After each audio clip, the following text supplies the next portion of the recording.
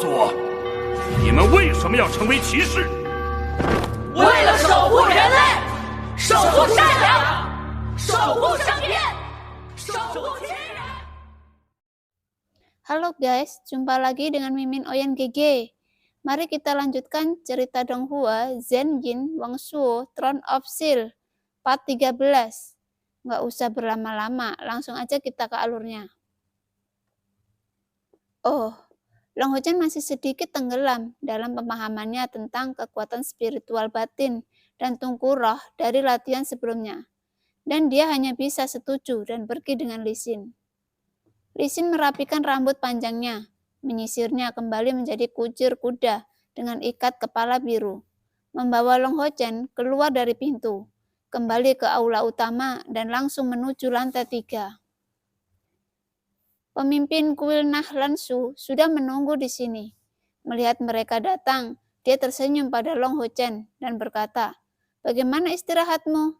Apakah kamu puas dengan akomodasimu?"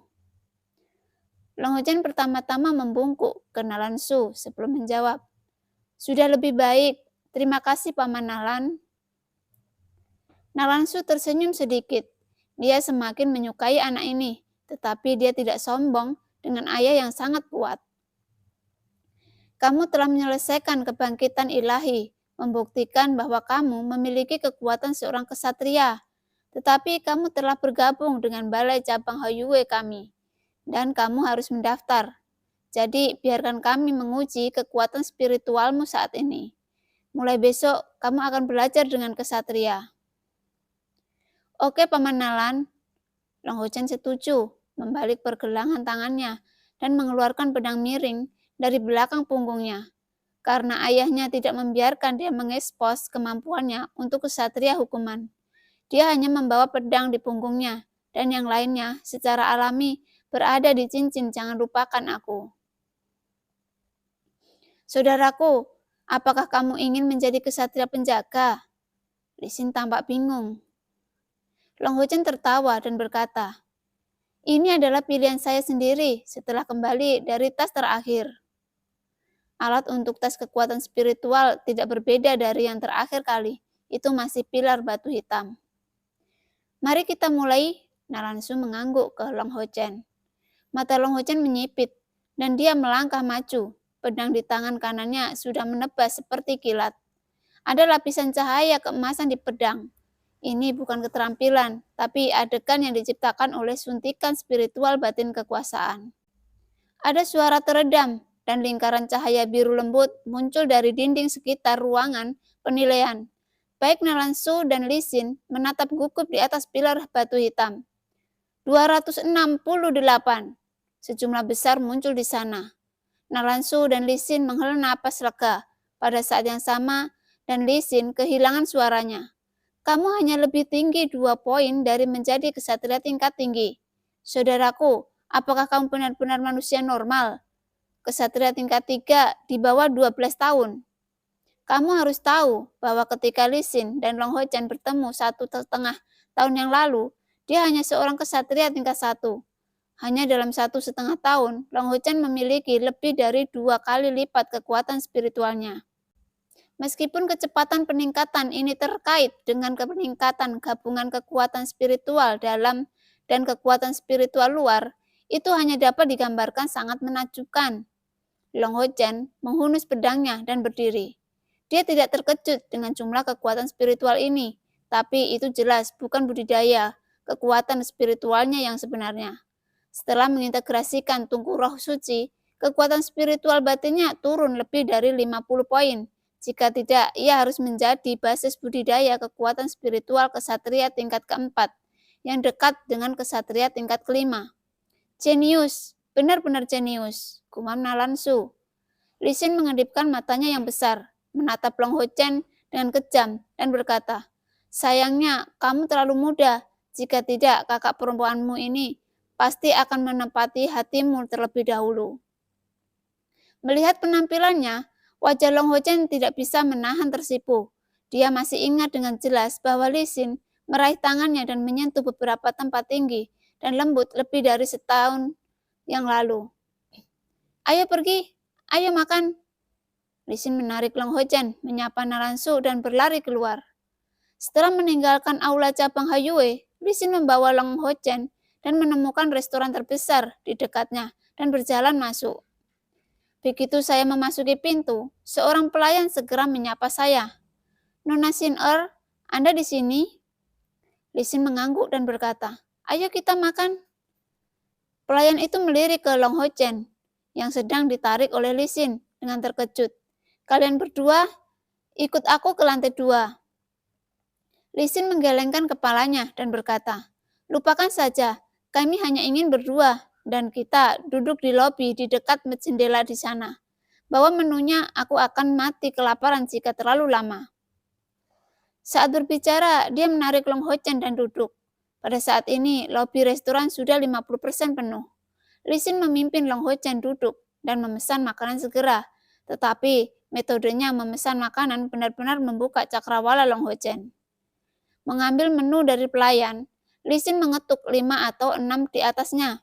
Tepat ketika Long Hochen bertanya-tanya mengapa pelayan tidak mencatat, Lisin berkata, ya, itu tidak perlu, ada 20 atau 30 hidangan pada menu di halaman ini. Kakak Xin-er, itu terlalu banyak, saya tidak bisa memakannya. Long Hochen buru-buru berkata, mendapatkan pemahaman baru tentang kakak ini. Keceriaannya yang luar biasa membuatnya merasa sangat nyaman untuk bergaul. Wajah Lisin memucat dan dia berkata, mengapa kamu tidak bisa memakannya? Kamu sedang tumbuh dewasa, jadi kamu perlu makan lebih banyak. Ayo, kakak, kenapa kamu ingin aku makan lebih banyak? Jelas kamu adalah ember nasi. Ketika Lisin selesai memesan hidangan, suara yang agak dingin terdengar dengan sedikit ejekan. Long Hochen menoleh untuk melihat, dan melihat bahwa ada 2 pria dan seorang wanita untuk memasuki restoran. Tetapi terhenti ketika mereka lewat, gadis di antara mereka yang berbicara. Gadis itu mengenakan jubah biru tua, dan fluktuasi unsur yang menjulang menyebabkan lingkaran cahaya biru samar beriak di jubah itu. Di dada kirinya ada 3 tanda bintang, dikelilingi oleh 6 garis emas. Jubah ajaib, apakah ini seorang penyihir? Pengetahuan Long Hochen tentang penyihir terbatas pada deskripsi ayahnya. Ini adalah pertama kalinya dia melihatnya. 3 bintang dan 6 garis emas melambangkan tanda kependudukan tingkat ketiga dan tingkat ke-6. Ini sudah menjadi penyihir sejati. Gelar dari 3 pekerjaan pertama penyihir adalah pelayan penyihir, magang. Bang! Lisin membanting meja dan berdiri dengan marah berkata, Lin Jialu, siapa yang kamu sebut ember nasi? Lin Jialu mendengus, siapapun yang makan lebih banyak akan berbicara. Long Hochen hanya memperhatikan penampilan penyihir muda ini setelah memperhatikan jubah ajaibnya. Dapat dikatakan bahwa Lin Jialu dan Lisin adalah wanita cantik yang langka, tetapi kedua gadis itu memiliki gaya yang sama, sekali berbeda. Karakter Lisin lugas dan heroik, dan dia adalah sejenis kecantikan yang energik. Dan Lin Jialu adalah jenis kecantikan yang membuat semua orang terpesona. Kulit putih, perawakan sedang, rambut panjang biru muda, tersebar di belakangnya. Alis, hidung mancung, mata biru, garis-garis lembut di wajahnya, mudah memberi orang perasaan ingin jatuh hati. Namun, dia memegang tongkat ajaib yang panjangnya sekitar 2 kaki. Seluruh tubuh tongkat terbuat dari kayu hitam, dengan beberapa cabang tipis dengan warna yang sama menonjol dari atas. Memegang permata biru aqua seukuran kepalan tangan, fluktuasi elemen sihir pada tongkat ini jauh lebih kaya daripada jubah sihir di tubuhnya. Kamu ingin bertarung lagi, bukan? Mata Lisin berbinar karena marah, dan melangkah keluar dan datang ke Lin Jialu. 2 orang muda yang memasuki restoran dengan Lin Jialu buru-buru mengambil 2 langkah ke depan, melindungi Lin Jialu dari kiri ke kanan. Dengan ekspresi gugup di wajah mereka. Mereka semua mengenakan baju kulit prajurit, dan mereka jelas mengawal Lin Jialu. Yang paling ditakuti oleh para penyihir adalah serangan diam-diam. Dibandingkan dengan sihir penghancur yang kuat, tubuh mereka jauh lebih rapuh. Oleh karena itu, Penyihir yang baik selalu ditemani oleh pengawal. Dua wanita muda, tolong tenang. Anda baru saja dihukum oleh konsul dan kepala bulan lalu. Prajurit di sebelah kiri mengingatkan dengan hati-hati. Lisin dan Linjalu bersenandung marah pada saat yang hampir bersamaan, saling melotot. Lisin berkata dengan kejam, "Terakhir kali, beraninya kamu menyebutkannya. Jika ayahku dan Paman Lin tidak datang dengan cepat, aku akan membunuhnya dengan pedang." Linjalu mencibir, "Jika bukan karena ayah melindungimu, aku akan membekukanmu menjadi patung es terakhir kali." Lisin berkata dengan jijik, "Jika kamu memiliki kemampuan, jangan gunakan peralatan sihir apapun." Linjalu berkata dengan nada menghina, "Jika Anda memiliki kemampuan, jangan panggil unicorn Anda." Kemarahan Lisin jelas tak terbendung. Dengan jentikan pergelangan tangannya, dia mengeluarkan dua pedang di belakangnya. Pergi keluar. Aku tidak akan memanggil Mawar hari ini. Aku tahu apa yang bisa kamu lakukan padaku." Linjalu menyerahkan tongkat sihir di tangannya kepada pelayan prajurit di sebelahnya. "Oke, kalau begitu, aku tidak butuh tongkat sihir, jadi biarkan adikmu membaca mantra lebih cepat." Nona kedua, konsul dan kepala kuil telah mengatakan bahwa jika kalian berdua bertarung lagi, kalian akan dihukum. Keringat pecah di dahi kedua prajurit itu, dan mereka tersenyum pahit di tengah-tengah kedua wanita itu dengan ketidakberdayaan. Mendengar kata pengendalian kaki, Lisin dan Linjau telah membeku untuk sementara waktu dan mengerang dalam pemahaman diam-diam lagi. Linjalu mencibir, "Kamu beruntung." "Aku beruntung. Gadis ini adalah kesatria tingkat 7. Seseorang adalah penyihir tingkat 6. Aku tidak tahu siapa yang beruntung. Jangan biarkan kami bertarung." "Bagus, Linjalu. Apakah kamu berani membuat pertaruh denganku?" Linjalu mendengus dan berkata, "Apa yang kamu pertaruhkan?" Lisin menunjuk Long Hochen yang telah berdiri dan berada di belakangnya. "Ini saudaraku. Aku akan membiarkan dia mengambil tindakan untukku. Dan kamu dengan mengirim seseorang keluar. Jika kita tidak melawan diri kita sendiri, kita tidak akan dihukum." Sebelum Long Hochen diblokir oleh Lisin membiarkan Linjalu melihatnya. Mata Linjalu tiba-tiba menyala. Wajah Long Hochen yang halus dan hampir sempurna, sepasang mata jernih, emas pucat yang unik, dan langka dan temperamen, tak terlihat semuanya mengejutkannya. "Lihatlah Long Hochen." Linjalu merendahkan suaranya dan bertanya kepada Lisin, "Seorang wanita yang menyamar sebagai pria sepertimu?" Otot-otot di wajah Long Hochen tiba-tiba berkedut, kepalanya ditutupi dengan garis-garis hitam, dan dia mengerutkan kening. "Aku laki-laki." Dia berpikir dalam hati, "Bisakah kamu tidak melakukan ini?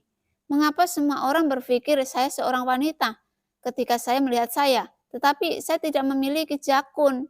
Sedikit akal sehat akan berhasil." Lisin berkata dengan bangga, "Bagaimana? Adikku tampan kan? Pernahkah kamu melihat pemuda yang begitu tampan?" Linjalu cemberut dan berkata, "Jadi kamu masih memiliki hobi ini? Dan kamu menyukai Xiao Zhengtai. Namun kamu terlalu tua dari yang lain.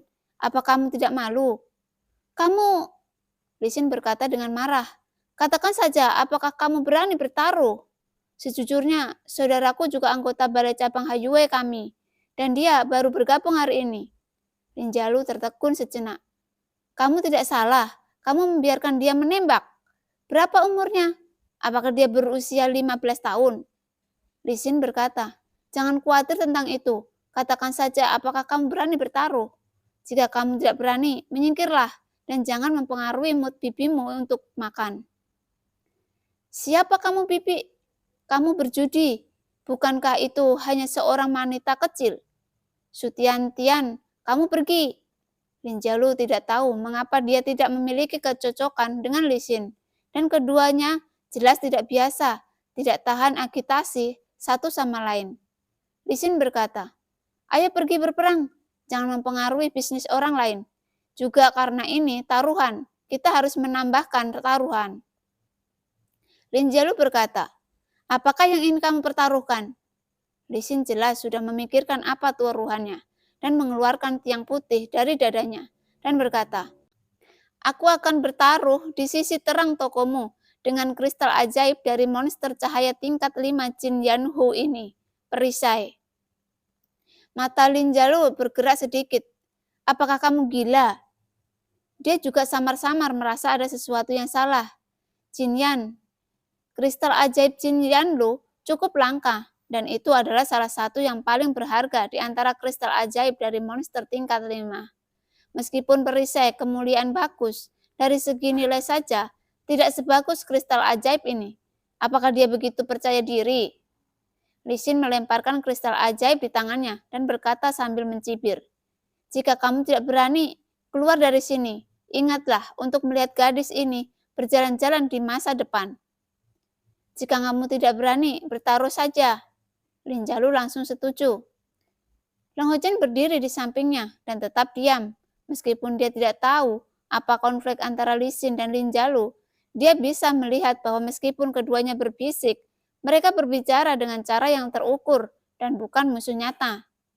Lisin selalu sangat baik padanya, dan dia tidak bisa menolak untuk mengambil tindakan untuk adiknya. Beberapa orang meninggalkan restoran bersama-sama, dan Lisin meraih tangan Long Hochen dan berbisik, "Saudaraku, aku minta maaf. Aku memintamu untuk melakukannya sebelum makan. Namun, kamu harus melakukan yang terbaik. Kakak melakukan ini pada tujuan. Ya, kamu harus menang." Long Hochen dengan jelas melihat sedikit kelicikan di mata Lisin, mengangguk dan berkata, "Kakak, aku akan melakukan yang terbaik." Di sisi lain, Lin Jalu juga menyemangati para pengawalnya. "Su Tian, bahwa Long Hochen mungkin sedikit terampil, tetapi Anda harus menang. Jika Anda memenangkan taruhan ini, saya akan memberi Anda pedang yang bagus saat Anda kembali. Ingat untuk tidak benar-benar menyakiti orang." Su Tian berkata tanpa daya, "Nona, mari kita buat kesepakatan. Setelah pertaruhan selesai, tidak peduli apakah Anda menang atau kalah, Anda tidak perlu membuat masalah dengan Nona Xin oke? Jika tidak, saya akan melapor ke konsul." Lin Jialu berkata dengan tak sabar, "Aku tahu. Ada ruang terbuka di depan restoran untuk gerbong parkir. Saat ini gerbong tidak banyak, jadi hanya cukup ruang untuk mereka berjudi." Long Hochen sudah berjalan keluar dengan pedangnya yang berat di tangan, dan saat Su Tian di sisi lain juga melangkah keluar. Dia berkata kepada Lin Jialu, "Saudari Lin, saya belum pernah melawan seorang penyihir sebelumnya. Bisakah Anda memberi saran?" "Hah?" Lisin dan Lin Jialu sama-sama tercengang. Lisin buru-buru berkata, "Saudaraku, jangan membuat masalah." Dia telah melihat Long Hochen bergerak dan tahu bahwa dia memiliki pengalaman tempur yang baik dan bahwa kekuatan spiritualnya dalam tes sebelumnya tidak rendah. Dua penjaga Lin Jialu hanyalah bertarung yang baru saja menembus ke peringkat ketiga. Tanpa dukungan keterampilan cahaya ilahi, akan sulit untuk memenangkan Long Hochen. Tapi Lin Jialu berbeda. Itu adalah gadis jenius dari kota Haiyue yang menyandang namanya. Long Hochen berkata kepada Lisin dengan serius, "Kakak, ayah saya mengatakan kepada saya bahwa pengalaman praktis lebih penting daripada kultivasi dalam banyak kasus. Saya ingin mencoba bertarung dengan seorang penyihir." Lin Jialu berjalan ke Su Tian yang sedikit terpana dan berkata dengan ragu, "Anak kecil, kamu ingin melawanku? Maka kakakmu Xin pasti akan kalah." Long Hochen perlahan mengangkat pedang di tangannya, menggelengkan kepalanya dan berkata, "Itu belum tentu benar." Lin Xin melihat ketenangan dan ketegasan Long Hochen yang tidak sesuai dengan usianya, tersenyum sedikit dan berkata, "Oke, sepertinya yang diharapkan dari adikku. Biarkan dia tahu seberapa baik kamu. Lin Jialu, jangan menangis jika kamu kalah." "Aku akan kalah." Lin Jialu memutar matanya ke arah Lisin, dan tanpa mengambil tongkatnya, dia berkata kepada Long Hochen dengan tangan kosong, "Ayo." "Kakak Lisin, tolong." Saat dia berkata, Long Hochen mengetuk pedangnya yang berat di bahu kanannya, memberi hormat secara kesatria, mengetukkan jari kakinya ke tanah, dan menyerbu ke arah Lin Jialu. Catatan dingin dengan cepat keluar dari mulut Lin Jalu. Dia tidak mundur. Cahaya biru redup keluar dari tubuhnya dengan jari di tangan kanannya. Serangan melesat lurus ke arah Long Ho Chen. Hanya butuh kurang dari 1 detik sebelum dan sesudahnya. Mata Long Ho Chen sedikit menyipit. Tanpa menghindar, dia langsung menghadapi bola es. Tetapi pada saat ini, kepingan es itu tiba-tiba tenggelam dan menghantam tanah dengan cepat. Lapisan lingkaran cahaya biru segera menutupi radius 2 kali dari tanah. Dan langkah kaki Long Ho Chen ini hanya menginjaknya. Rasa dingin melonjak dari bawah kakinya dalam sekejap. Kakinya tergelincir dan tubuh Long Ho Chen bergetar, seolah-olah dia akan kehilangan keseimbangan. Lin Jalu memiliki senyum percaya diri di wajahnya, dan dia terus melantunkan mantra, dan topeng biru muda telah menyelimutinya. Ini adalah penutup es ajaib tingkat kedua. Namun, senyum di wajahnya segera berubah menjadi kejutan. Saat Long Ho Chen tergelincir di bawah kakinya, tiba-tiba lapisan kilo emas pucat muncul di telapak kakinya. Dengan bang, lapisan es beku di tanah pecah oleh kakinya. Dan tubuhnya langsung mendapatkan kembali stabilitasnya. Kecepatan serangan tidak hanya berkurang, tetapi malah berlipat ganda. Pedang di tangannya menusuk lapisan es dengan tusukan. Kesatria tingkat ketiga. Baik Lin Jalu dan 2 pengawalnya terkejut. Mampu menggunakan kekuatan spiritual batin dari cahaya suci adalah ciri khas kesatria tingkat ketiga. Bocah ini hanya tampaknya berusia kurang dari 15 tahun, sudah menjadi kesatria tingkat ketiga. Pap, pap, pap. Serangkaian suara tabrakan terdengar di lapisan es. Long Ho Chen hanya merasa seolah-olah dia telah menikam dinding es. Dan serangannya segera diblokir. Tetapi lapisan es juga memiliki retakan besar di bawah keterampilan penyodornya. Dan sepertinya itu tidak akan mampu menopangnya. Meskipun Lin Jalu terkejut, mantranya tidak berhenti dan cincin es putih meledak dari seluruh tubuhnya secara instan. Dorongan kuat mendorong Long Ho Chen yang hanya beberapa langkah jauhnya keluar. Ini adalah salah satu keterampilan perlawanan paling umum yang digunakan oleh penyihir es untuk menghadapi serangan jarak dekat.